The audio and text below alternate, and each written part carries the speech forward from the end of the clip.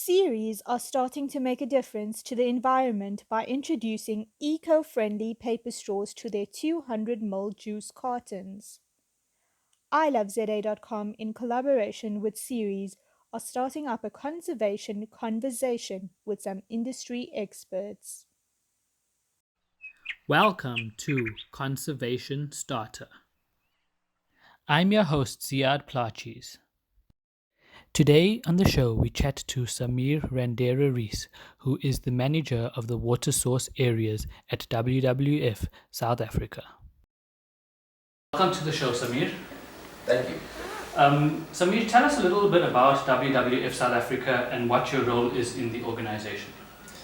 So WWF South Africa is fundamentally an environmental organization, but sometimes people think because our logo is the panda that we only care about pandas or big animals, but that's not the truth.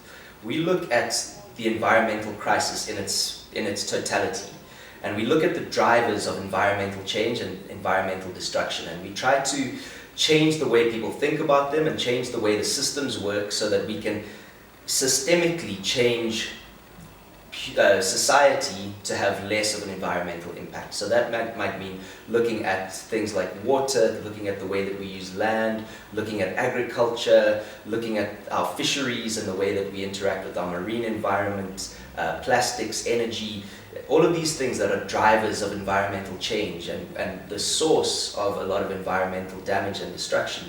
But also, these are the areas where we have a high degree of reliance on the natural environment. So we look at the interface between humanity and nature, and we try to find solutions that benefit both.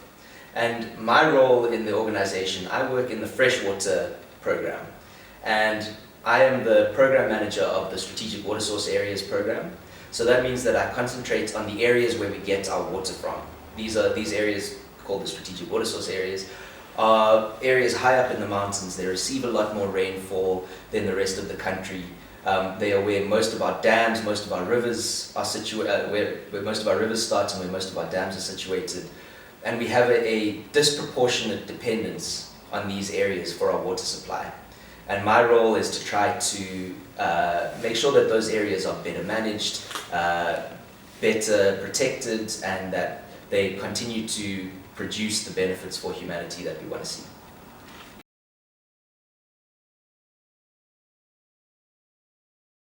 I think that for most people, if you're lucky enough in South Africa to live in a house with a tap, you turn on that tap and water comes out and you take it for granted.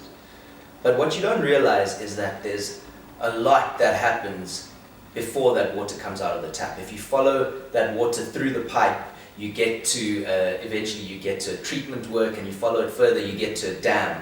And most people think that, okay, maybe there's some built infrastructure, the grey infrastructure that supplies them with water. But what they don't realize is that before water gets to that built infrastructure, there's a lot of green infrastructure above that, because there's the rivers and the wetlands and the whole landscape that catches, stores, cleans, and regulates our water supply. And this we call ecological infrastructure.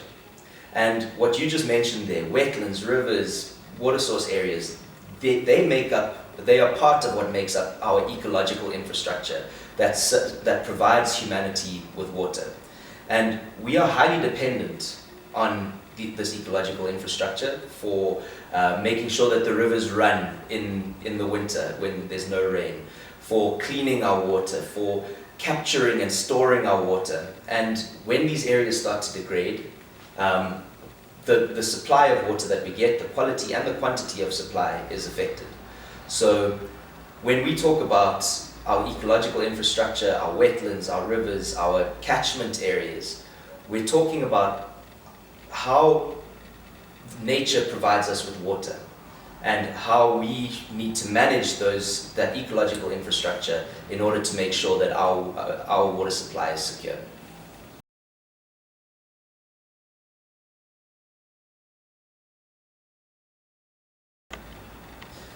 The strategic water source areas are very special places in South Africa. We always hear that South Africa is a water scarce country. And I think if you drive through the country and you drive through places like the Karoo, you get a sense of that because it's dry. And when you go over a river, often they're dry. They're not even flowing. But these areas, what makes them so special is that they receive a lot more rainfall than the rest of the country. And they occur high up in the mountains, which means that they are the areas where a lot of our rivers start. And from a numbers perspective, these areas make up just 10% of the land area of South Africa, but provide 50% of our water. So 1 in every 2 drops of water that you find in our rivers, in our dams, in our lakes, it fell as rain in the strategic water source areas. That's another way to think about it. And when we think about water supply and securing our water supply, this is where you're going to get the most bang for your buck. This is, if you secure water in this area, you are securing water at the top of our systems and making sure that everything below it, that the water supply is secure for everything below it. So when you look at these areas and you look at the ecological infrastructure in these areas, it's a vast array of ecological infrastructure. It's grasslands and fynbos, rivers, wetlands, and as these areas start to degrade primarily because of human activity, it might be because of fire or invasive alien trees or poor farming practices or wastewater runoff from farms or from sewerage systems. As these areas degrade and as the ecological infrastructure is impacted, we see that the quality and the quantity of water degrades too. And that means that we are feeding in poor quality water and a lower quantity of water into the top of the system. And that means that everything further down, all the built infrastructure that we built, everything else that happens below, has to work a lot harder and is a lot more expensive to do than if the ecological infrastructure was functioning properly. So to give you an example, erosion is a major issue, where the topsoil of the earth is washed away into the rivers. And we know that the dams, they sit on rivers and they capture all the water that comes down, but what they're also capturing is the silt, all the salt and the soil that's getting washed down. And that means that as that soil gets washed down, it fills up the dams and fills them up, which means that there's less space for water, there's less volume available for water, which affects the life cycle of the dams, so they don't last as long. It affects the ability of that dam to provide us with water, and ultimately we have to spend a lot of money on managing that dam in order to keep it operational. So that's just one example of how the ecological infrastructure is really important for the functioning of the built infrastructure and for our water supply.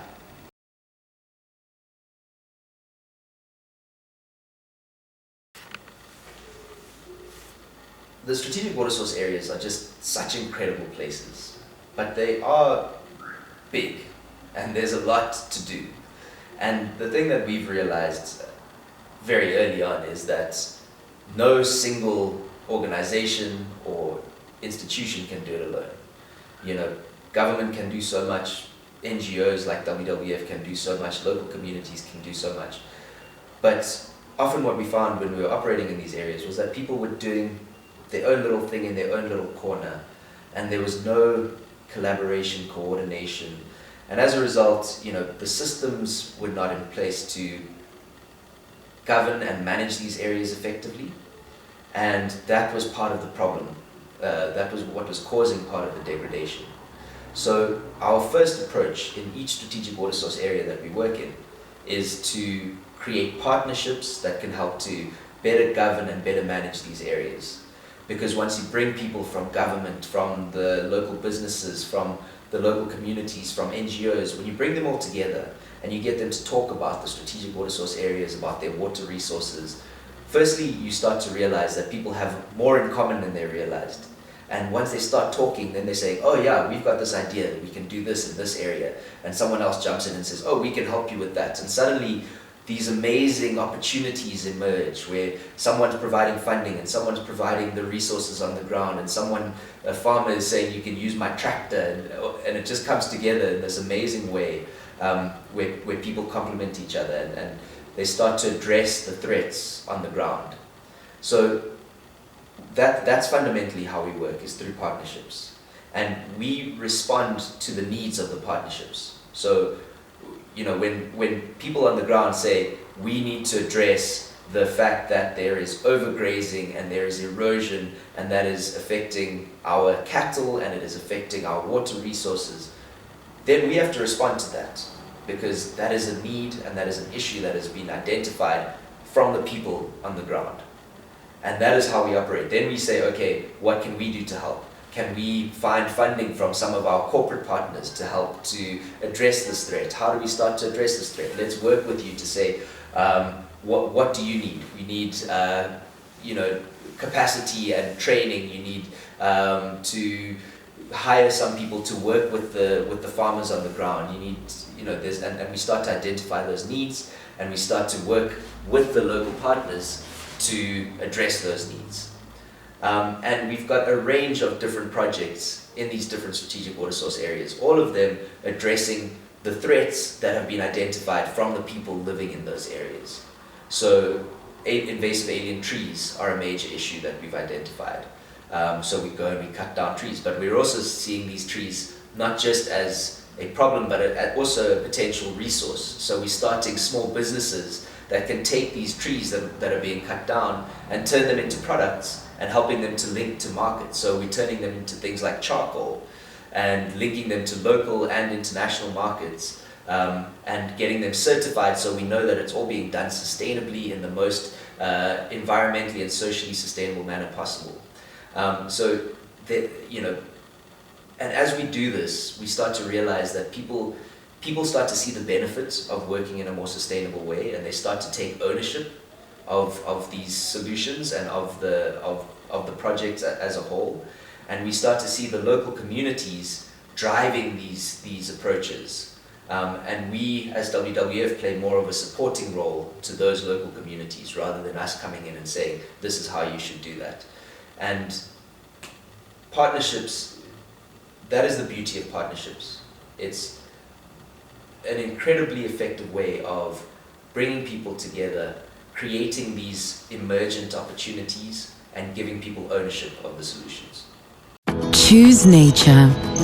Choose turtles. Choose tomorrow. Choose to make a difference. Choose eco-friendly paper straws. Choose Series.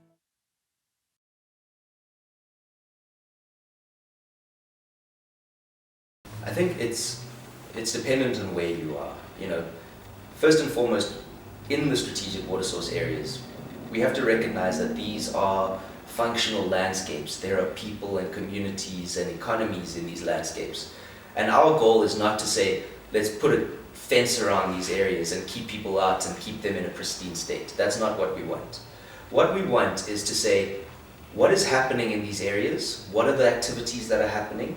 And how could they be done better and more responsibly to ensure that the ecological infrastructure continues to function? So if we're talking about agriculture, we're saying the people that are farming in these areas have a higher responsibility to the rest of the country for its water supply. So let's work with them to try to improve their practices, but also you need to incentivize them. You need to make sure that people aren't just going to do things for the sake of doing things.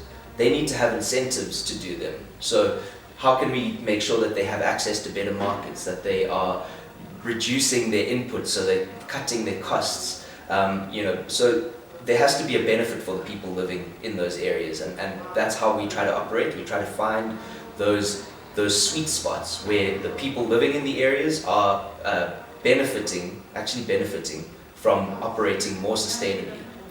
But then, of course, those are only the people that are living inside those areas.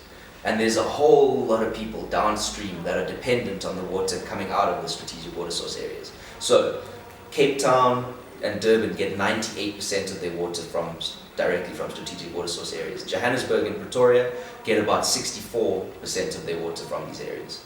So it's a high proportion of our economic activity that is reliant on these areas. And even if you don't realize it, if those areas are impacted, our economies downstream will be impacted.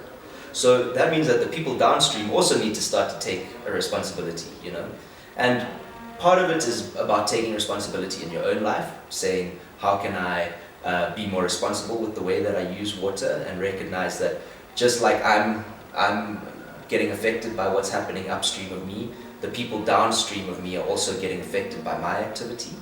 So part of it is the way that you operate in principle.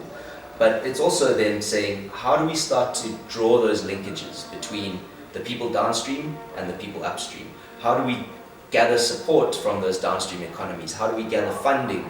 How do we gather political will and political support to better protect and better manage those areas, and to continue to provide those people that are the stewards of our water resources with incentives to continue to operate sustainably?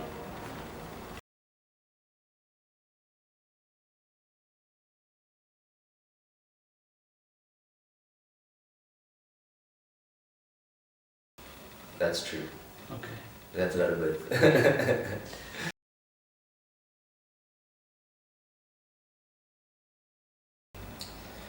It's a myth that water sources are only rivers. I think in South Africa we have that impression because most of our water comes from our rivers, but it's also a myth that there's more water to be found. You know, we've dammed up most of our rivers, and there's not really many more places in this country where you can get more water.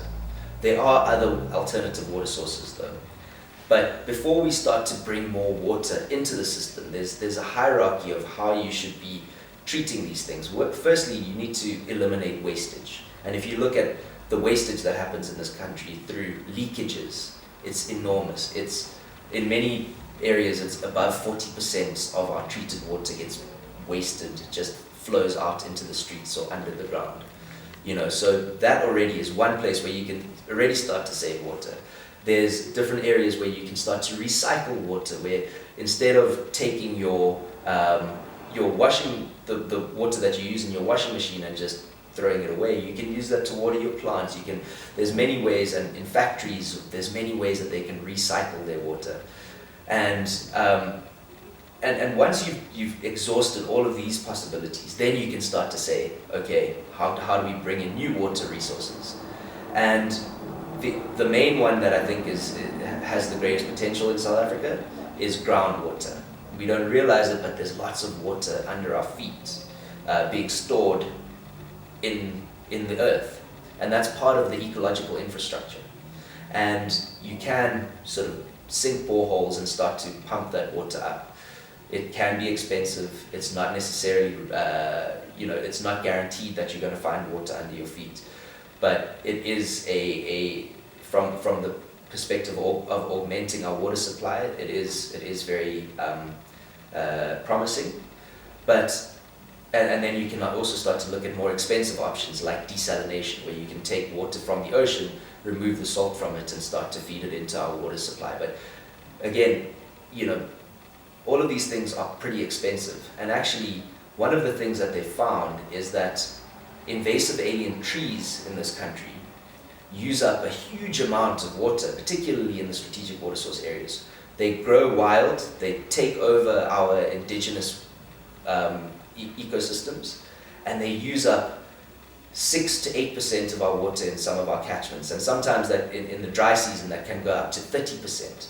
These things can stop our rivers from flowing, and they found that it's actually more economically feasible to clear these trees and restore the indigenous vegetation, and that will essentially release those water resources back into the system, make them more available to us.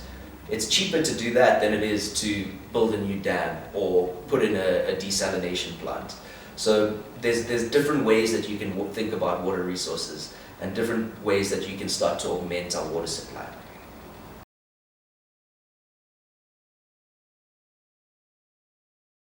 That's true. If you think about the volume of a brick, let's say it's a liter. And if you put that brick into the system, it's taking up a liter's space in that system. And maybe that system has 10, 12 liters worth of space. Something crazy to think about is that system is full of drinking water. You can open your system and drink the water. And that's kind of crazy that we are flushing good drinking water down the toilet, because that's the most expensive water that we have. We're spending billions of rands every year as a country treat our water and then we're literally flushing it down the toilet. But a way to reduce that wastage is... Next week on Conservation Starter. You've seen that as the natural environment starts to erode, people's livelihoods start to erode too. So tune in and stand a chance to win some awesome prizes. Join the conversation on Instagram, Facebook, Twitter, LinkedIn, and YouTube. Hashtag Series Paper Straw Challenge and hashtag Keep ZA Clean. Subscribe to us on YouTube and don't forget to follow us on Instagram, Facebook, Twitter, and LinkedIn at iloveza.com and log on to our website www.iloveza.com.